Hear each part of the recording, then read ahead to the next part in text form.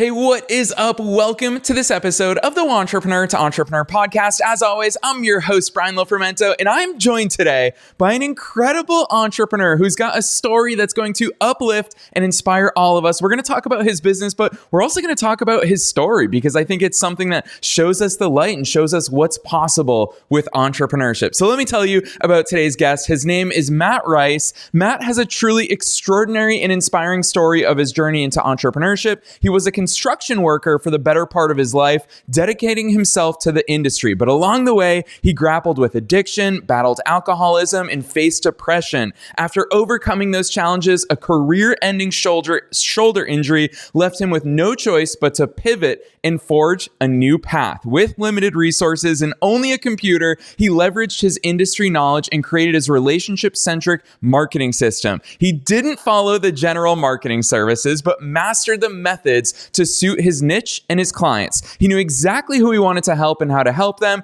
That's how he founded his company, Full Circle Digital Marketing, which is a digital agency that offers local SEO, web design, and local pay-per-click advertising for general contractors. What's equally as impressive, and I know this is going to strike a chord with so many of you listeners, is his comeback story. He built his agency from $0 to 5 figures a month in just 6 months without using any paid advertising. There's so much that I can't wait to dive into, so I'm not going to say anything else. Let's dive straight into my interview with Matt Rice.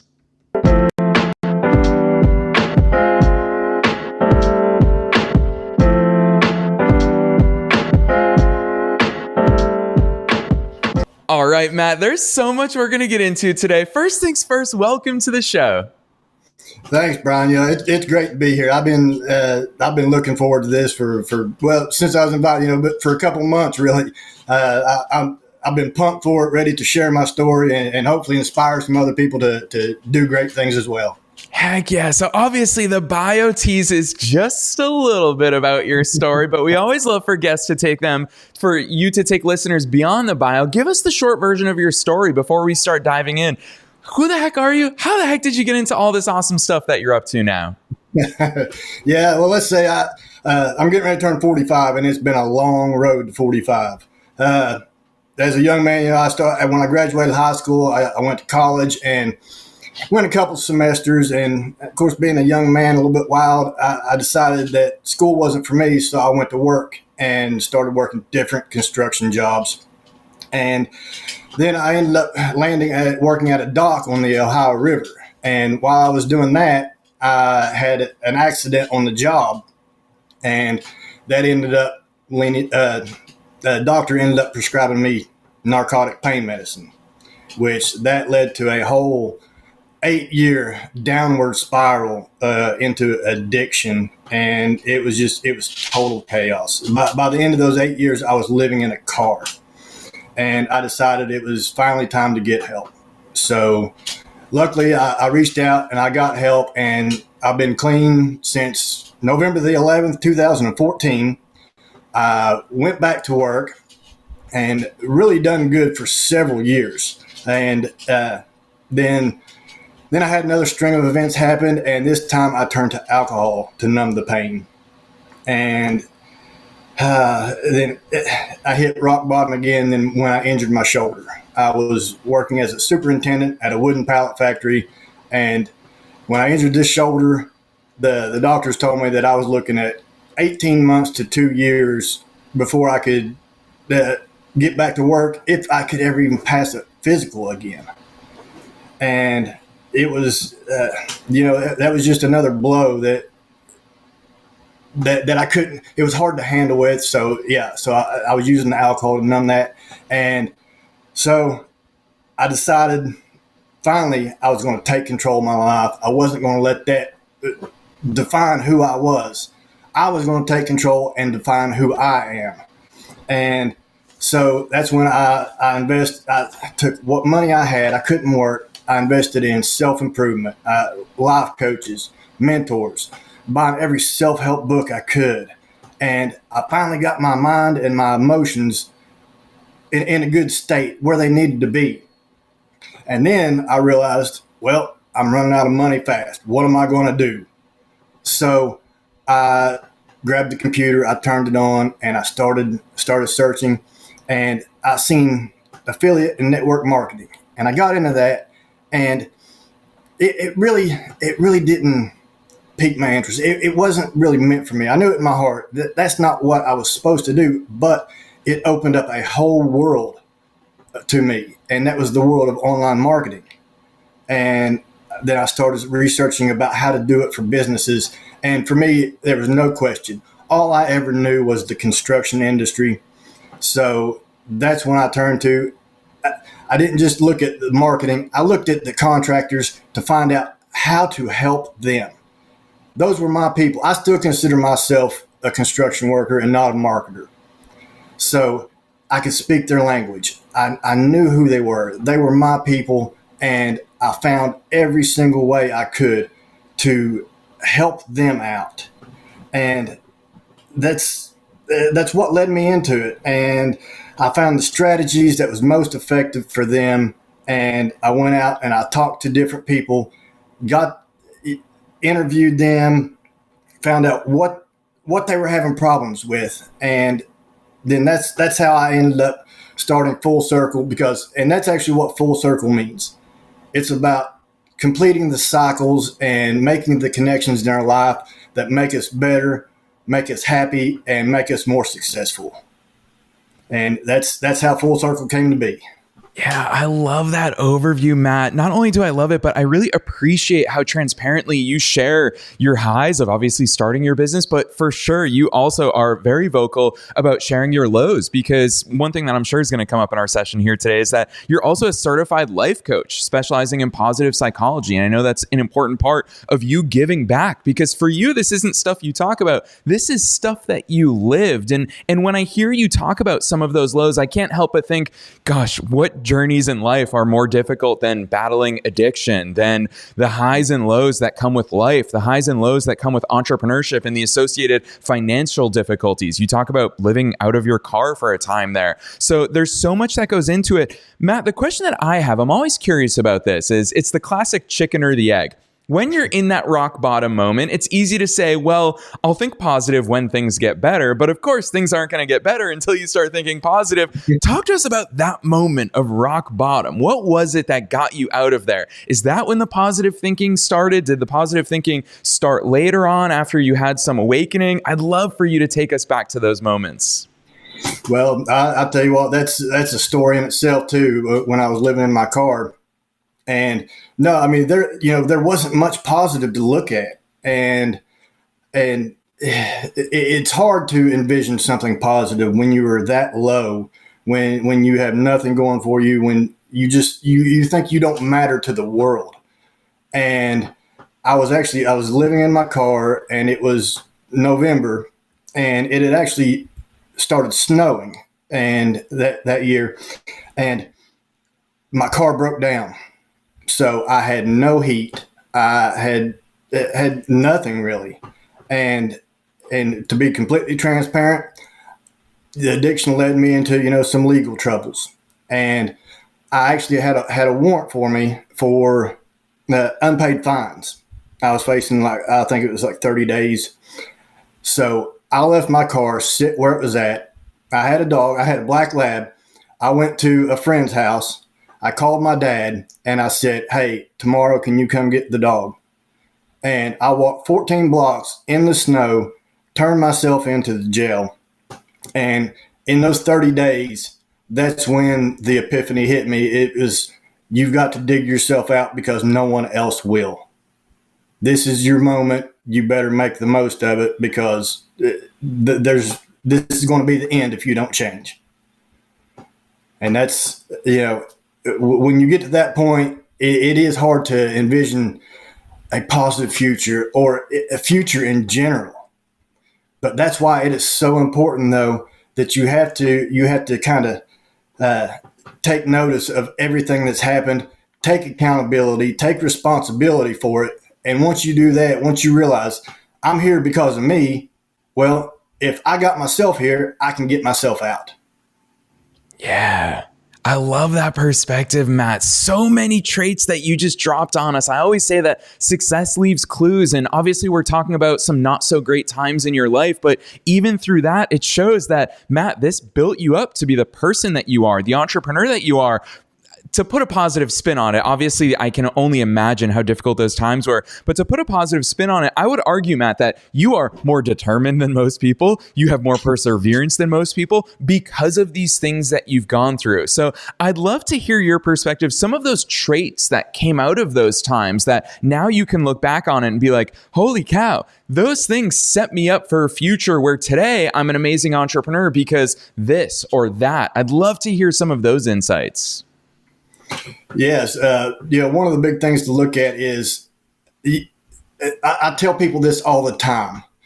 It's okay to feel bad about things that you've done or things that's happened, but don't regret them because it got you where you are. It made you who you are. And you're here today because of those events, those actions you participated in, whatever happened.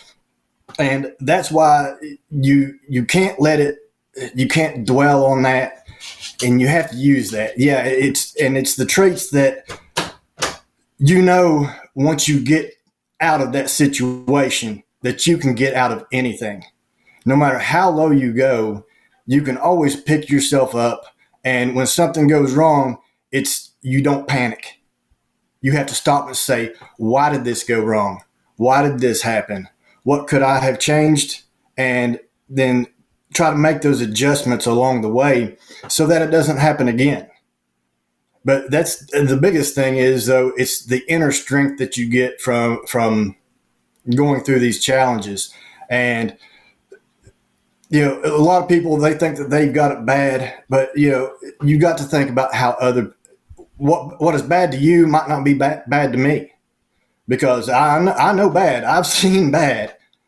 But that's why you have to realize that it can always be worse.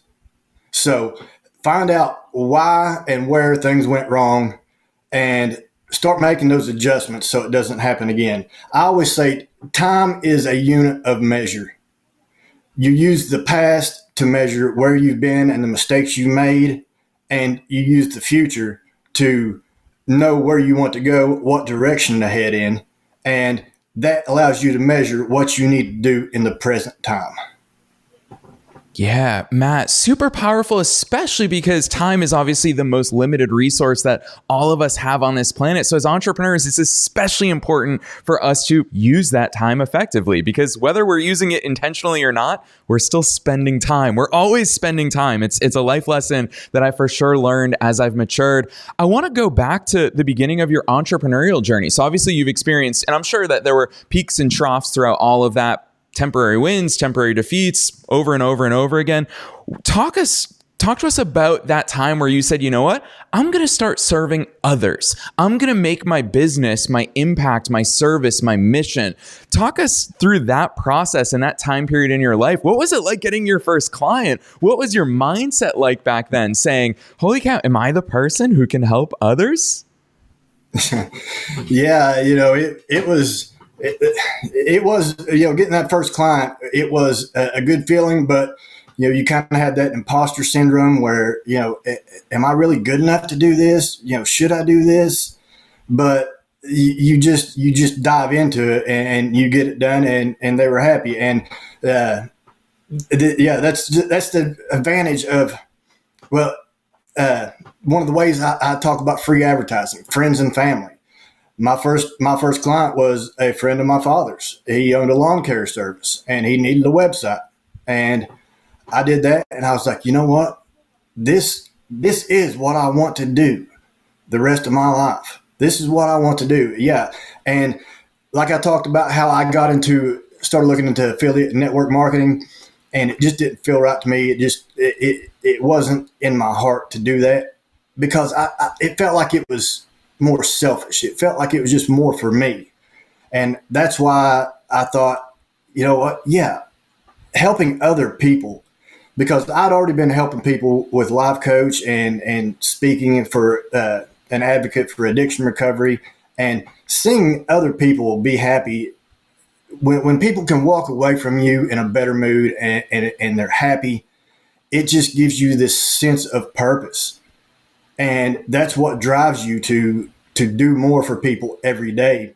And then, once I got that first client, it was just, it was amazing. I finished that. He was so happy, and he's taken off and really done good in his business. And then I kept rolling with it. And getting that first one is the most important, I would say, because you have to get over that hump. You have to get over that imposter syndrome if you think you can't do it. But knowing your clients and wanting to truly make them happy, understanding them, not just creating a client persona or a buyer persona to try to understand them, but really understanding them.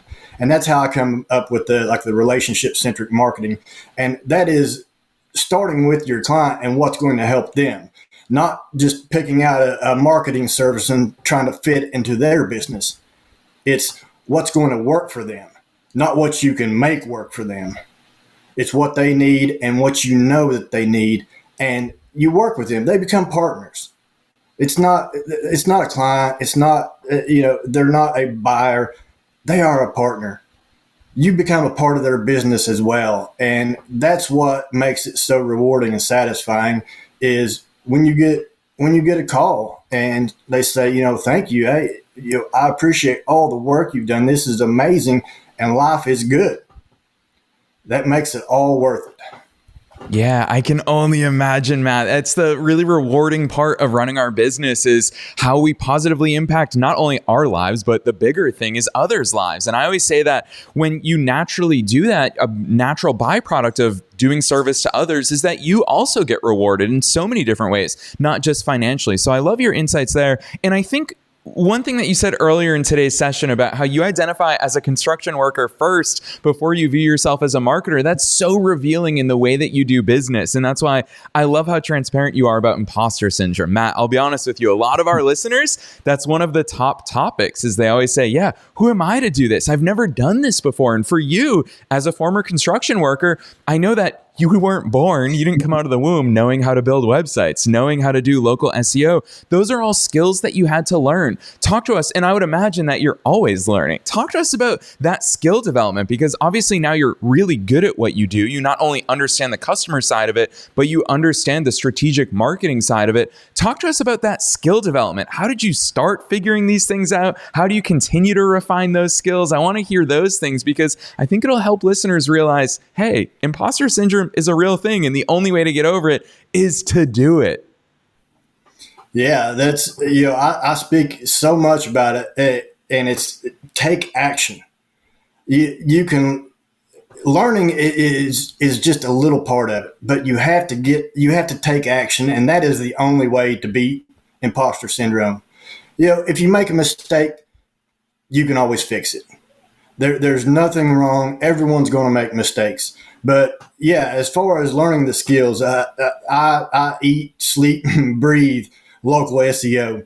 And it really just fascinated me because when I started learning about what would help general contractors or just local service-based businesses, period. And I discovered local SEO, and I was fascinated. And so then I started learning more about search engines and how they worked, and studying the algorithms and watch for the updates. And then you start testing to see what works and what doesn't. Because you can watch, there's videos and there's tutorials, there's teachers, there's mentors that can teach you about it. But when you see those changes yourself, when you see that you've actually moved somebody up a few spots in the rankings, then it's like another light bulb just kicks in. I want more. I've got to have more, and I want to learn more. And you dig in as much as you can, because at the end of the day, it's what's going to help them. And by learning more and helping yourself, you can help them and provide more more power to their business, a bigger boost to their business. And yeah, it's an ever evolving world, the SEO game. We all know that. And that's why I always preach to everybody to start. The foundation of your online business should be SEO centric, having the right, making sure all your website links are good and your headlines are structured well. And for local SEO, of course, we all know it's the Google business profile. And you have to have that.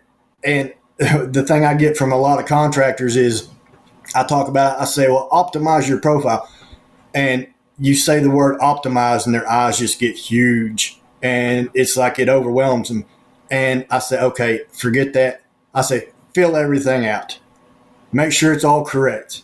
That's optimize. That's what you need to do. Fill out your services, everything that you do. Don't add any extras. And it's simple. And sometimes it's the terminology you use with them. And you got to simple it down a little bit because it's not complicated. Now, there is a secret sauce, of course, to local SEO. But when you're talking about the simple things that contractors can do for themselves, and I try to give them all that information too, what they can do for themselves, the Google business profile, fill out their citations, business listings, which that's Yelp, Yellow Pages, Manta, Clutch, getting a Facebook business page profile, things like that. I say, just fill them out correctly. Always remember your NAP, name, address, phone number. It's basically, you don't want to use the big words and overcomplicate it. Just make it correct. Yeah, Matt, it's funny hearing you talk about this, and I love how you stress, part of optimization is fill the freaking thing out. How many entrepreneurs out there and businesses don't even take the time to complete these profiles? So it really reminds me, as I hear you talk about this, is I can't help but think about the 80-20 rule, where it's really 20% of the things bring 80% of the results. Sure, we can complicate our marketing, we can try doing all these other things, but at the end of the day, there's a few things that make a big difference. And when you talk about your process, I love that when you talk about marketing as well as your own business's growth, you bring up you're going to fail. There's going to be things you try that don't work. You're going to, one word that you use that I really love in business is you're going to experiment. Sometimes we do things we don't know if they're going to work. Matt, walk us through some of those things, whether it's things you've seen from clients or things you've seen as you've grown your own business that maybe didn't work, or maybe that you realized, holy cow, everyone thinks that this thing matters, but the truth is you can just do this instead to really simplify it. Yeah, I'll tell you what, one of the big things, and I just talked to a friend of mine, he's in the local SEO business, and he kind of mentored me a little bit when I got started as well. And we talked about reviews, and so many people talk about getting the keywords in reviews. And so we were running a case study and testing it out and doing review management for clients. And we didn't really see a big difference. And it turns out this last Google update that come out, really it just showed keywords really don't matter in the reviews. It's about positive reviews. Because who wants to have keywords in a review if it's a negative review? That's not going to help you no matter what, because Google wants to see the positive reviews. And I guess to a certain extent it does work as far as the keywords or maybe locations. But the biggest thing it was positive reviews. And if you have negative reviews, make sure you contact that client, that customer, and turn that negative into a positive.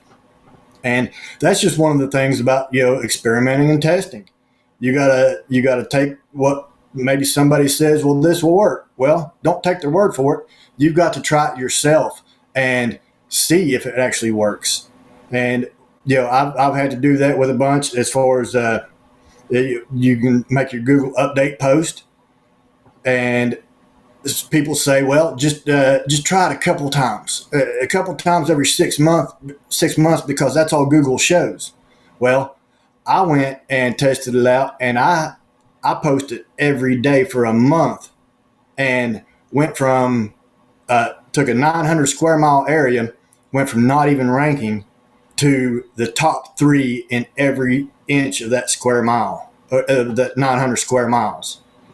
So just because somebody says, oh, you only have to post a couple times, no, test, try, do whatever, take action. That's the key. Yeah, Matt, I love that message. I can already tell. I think this is just an entrepreneurial trait, is that we question everything. If someone gives us advice, we acknowledge, well, that's your advice to yourself, but I'm going to figure out what the advice is for me in particular. So I love your perspectives and your stories on that, Matt. I want to ask you about your ability to understand your customer, because I'm sure a lot of listeners are sitting there thinking, well, Matt, you worked in construction. You understand what it means to be in the contracting business. You have a really deep understanding, whether it's you talking about the language that you use with them, whether it's you talking about how you actually put together your marketing strategies for them. A lot of listeners might be thinking, well, gosh, I don't know any of those customers. I haven't necessarily operated within an industry or a sphere that I want to serve. What's your best advice for those people beyond? I already love how you said, it's not just having a customer avatar or a worksheet where you fill that out. It's a deep understanding. What's your best advice for gaining that deep understanding? Yeah, I've talked to fellow marketers out there that's done the same thing, and they pick a niche at random, and whether it's something that they might be interested in, or they just think, oh, well, these people have money, I'm going to pick them. My advice to them is always go talk to these people. If you can, try to go sit with them for a couple of days. See if they'll let you ride around with them, depending on what they do. Now, I understand, like lawyers and doctors, you can't necessarily do that because of privacy laws, but ask them for an interview. Just go talk to them, offer them some marketing services or something that you could do for them. Heck, even sweep the floors for them if you can get 30 minutes with them. And ask them questions, learn their business. Because when I talk about knowing the construction industry, one of the biggest things that comes to my mind when people talk about pain points, and I go really in depth on this because for me, I've been on the giving and receiving side of this, and that is having a great worker who has a family at home to take care of, and you have to tell them that you've got to lay them off because you don't have enough work. And then they say, well, when do you think you'll have some? And you have to tell them, well, I don't know. And then on the receiving side, the receiving end of that drive home after you get laid off is the worst. Knowing that you've got to go home and tell your significant other that I just got laid off. I don't know where money's going to come from. I don't know what we're going to do. And that's when that's why I talk about really understanding your client and who they are, because it's not, at the end of the day, it's not just numbers and metrics. These are people. These are families, and when they come to you, they want help and they need help. And that's why you have to really understand that you're not just helping them build their business. You're helping them build their family. You're helping them take care of their kids. You're helping them make their life better is what you're doing. You've got to, it's really getting down deep and knowing them. So that's my suggestion to anybody is go talk to your clients, go talk to your customers, find out more about them, find out who they are. Not just what they do, but who they are. Yeah, really good advice there, Matt. And I just think so many of your answers are so revealing in how much your entrepreneurial journey, but also who you are as a person, is just to come from that place of service. So I so appreciate those insights. And that's also very actionable feedback for every entrepreneur. No matter what your business model is, no matter who it is that you serve, you can always get to understand, as Matt said, not just what they do, but who they are as humans, because that's going to touch your marketing. It's going to touch your services. It touches everything about the way you do business. It touches the way that you serve them, even if it's just, you mail them a personal card as a pick-me-up or whatever it is that you can do to help them. Matt, I love how much of your stuff comes from that place of service. As we come towards the end of today's session, there's so much that I know you can share with us. We've obviously talked about business. We've talked about addiction. I want to go back to that just a little bit, because I also want to shine a light on the fact that you are a very outspoken advocate for addiction recovery. And I want to give you the stage right now to really talk to us about some of those things, because whether it's addiction that people are struggling with, whether it's mental health, whether it's who knows what, all of this stuff is part of not only the entrepreneurial journey in this life, but also just a life journey. And so I want to give you the stage to talk about some of those things that you've gained along the lines of your own addiction recovery that have helped you in business and in life, that will probably be an encouraging and inspiring note for any entrepreneur or wantrepreneur in their own journey. Yes. Mental health is one of the biggest parts of life in general. And it doesn't matter if you're an addict, a business owner, just a normal everyday worker. Mental health is so important. And, I will drop this, if anybody's struggling with it and you're really having some problems. I believe here in the United States, the suicide hotline is 988. So if you're having trouble, reach out and talk to somebody, call somebody. Ask for help. Don't be afraid, because if I wouldn't have, I don't even know if I would be standing here today. There was many times in my life that I didn't know if I would see tomorrow. But now I'm here. I'm thriving. I've got a business that is doing well. I'm happy. Get your mental state in good shape, because you can overcome so many problems just by being in a good mood. And that is what positive psychology is about also. It's about working on your strengths. It's about having an overall, raising your overall well-being, sense of well-being, and being good at what you do, but not just being good at what you do, but finding your true passion. Find who you are at your core, because when you find your true self, that is what creates happiness. That's what creates success.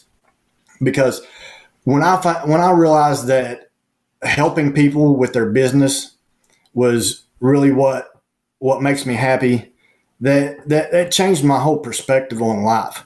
And not just that, but to be an outspoken advocate for addiction recovery.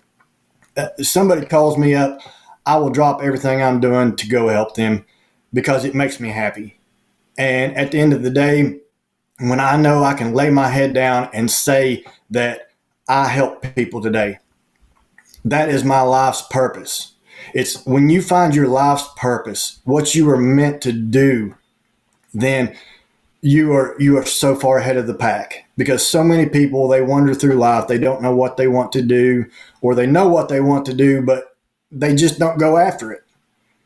But when you have your purpose and you chase it, it makes everything easier.